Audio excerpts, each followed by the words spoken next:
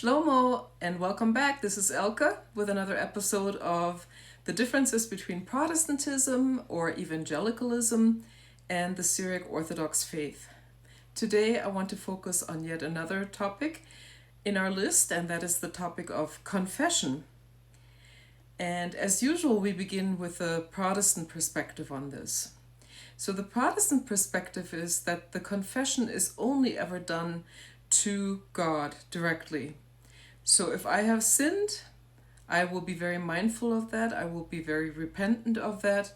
But this is something that I do in prayer before the Lord to ask Him for His forgiveness.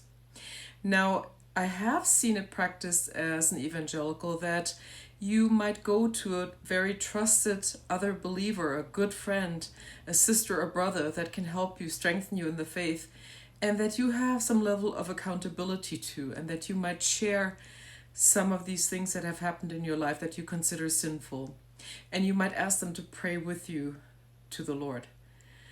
But typically, the sinner confesses to the Lord, is repentant, and that is it.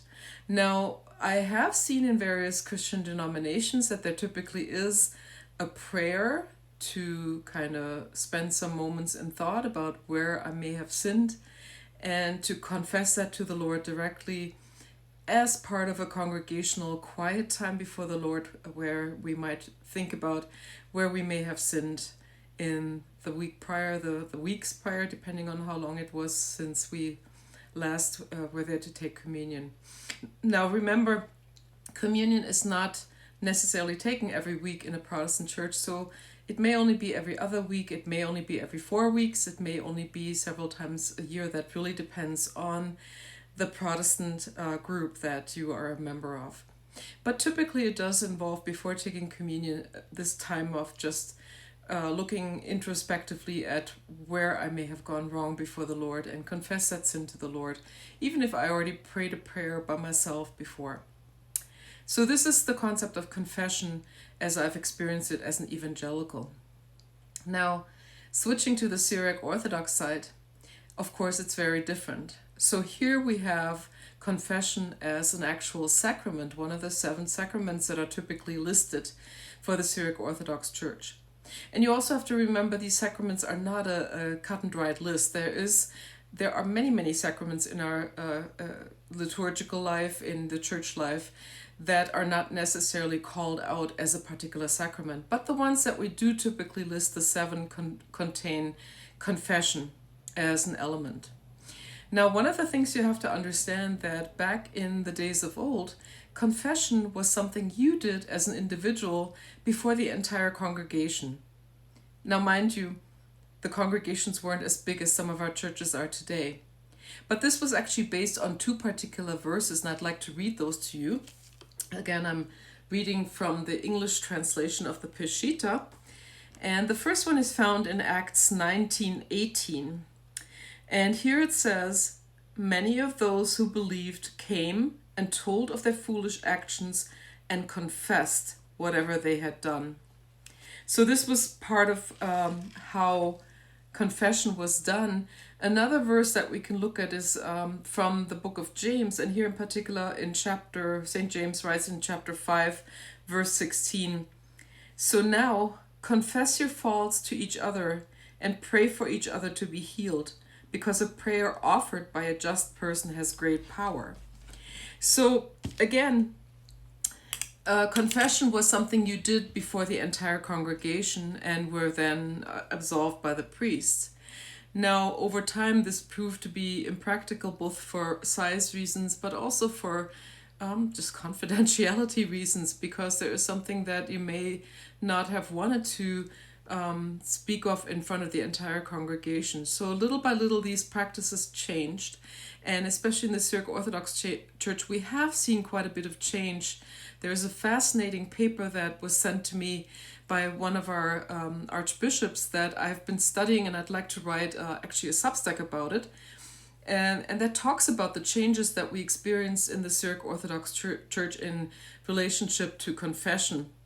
But if we just look at how this is lived today, I would say it really depends. So I have seen churches where the priests will typically just do a common time of prayer. There's, of course, a set prayer in our liturgy book that we can use. And that prayer allows us to confess before the Lord that we have sinned. It doesn't spell it out, but we are typically given a moment to just also reflect on that. So this is done right before communion, and of course the priest then speaks a prayer of absolution. I've also seen other practices, most recently in some of the churches in Germany, where some of our younger priests have really started to live this practice of confession again. And I know of one example, Abuna Emanuel Dag, in his church in Germany, they actually built a little side chapel in their main church nave where they have a confession room where you can go in and have this one-on-one time with the priest to really lay bare your soul. One of the other things I really wanted to point out, I grew up Roman Catholic. I don't know if I've ever mentioned that, but for the first 13 years of my life, I was a Catholic. And as you may remember, at age 16, I became an evangelical. But going back to my Roman Catholic days, I remember just always fearing to go to confession. It was like going in front of a judge, and it was very scary.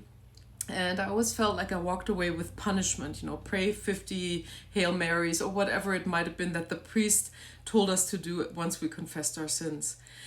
Honestly, I also didn't understand what sin was. To me, I had to really think hard about what had I done wrong. And now, of course, if I live a liturgical life every week where I am attending the Divine Liturgy, where I'm attending the Holy Korobo, and I am exposing myself, or I'm being exposed in front of the light of the gospel, and in light of the Psalms, and in light of everything that we hear about who God is, that I realize I am such a sinner and I need to confess these sins. So one of the beautiful things about confession is that you're doing this in front of somebody who can also be a spiritual father to you. The priest can come back, and in my case, my confessor is simply amazing. I go to him and he actually helps me to find ways how I can maybe counteract that sin that seems to keep raising its head in my life. And we all know we have sin that just, as much as we say, that we never want to do this again, sometimes it does come back. And I think the reality of the Christian life is that the important thing is that we always get back up, that we confess before the Lord, and that we raise ourselves back up and keep walking towards the Lord. So if you've sinned, let me just encourage you, this is not the end of the world. Confess, come clean before the Lord, come clean before your priest, and receive that absolution, so that you can walk in great confidence before the Lord, and that you are absolutely welcome to receive his body and his blood on any given Sunday. So I also want to encourage you to please take communion.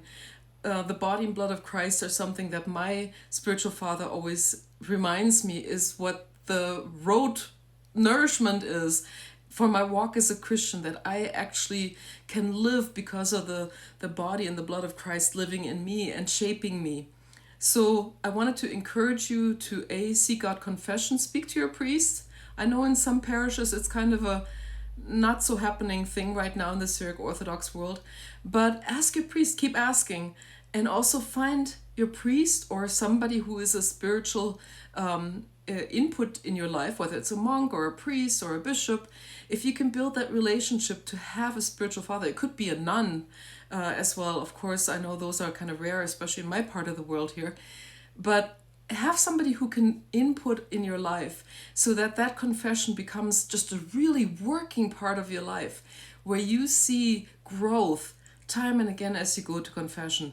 So I'll leave you with that. I think confession is a beautiful thing. It's nothing to be afraid of, because you will receive therapy to heal your soul, therapy to walk with the Lord, to become more holy as he is holy. So march on, go to confession, receive absolution, get that spiritual nourishment from your spiritual father or mother, and keep walking and keep fighting the good fight. I'm glad you're joining us whenever I record these videos. I always encourage feedback. I always encourage correction if I said something wrong or misspoke. Love you guys. Thank you for watching, and I'll see you soon. Thanks.